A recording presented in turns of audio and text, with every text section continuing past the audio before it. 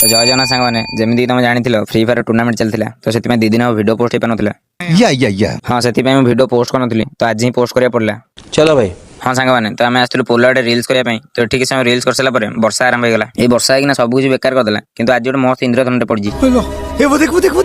आ इंद्रधनु को आम सुनील हस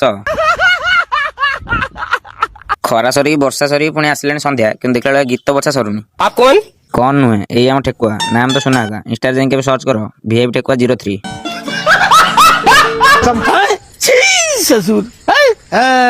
गाइस सेठी समय रही पलि आसलु घर को कारण जल्दी गले आम टूर्नामेंट खेलियार अच्छी घर टे फ्रेश है गेट बस पे खेलिया तो ये टूर्नामेंट स्टार्ट होता है। गाइस देखिए तो ये दीटा टीम खेलुछंती कि तीन पिला ऑब्जर्व पड़छंती तो गाइस सही चीटिंग करके आमे पड़िथिलु फाइनल को तो एटी सब मार्डर लगी मरसाला परे आम टीम रो स्टार्ट होता गेम प्ले तो आम सहित थिला ओरियर FF टीम आउ आमर VIP टीम तापर एटी आम खेल स्टार्ट होता लेकिन एक सेकंड सोरागर साहू भाउज क्या बोला तूने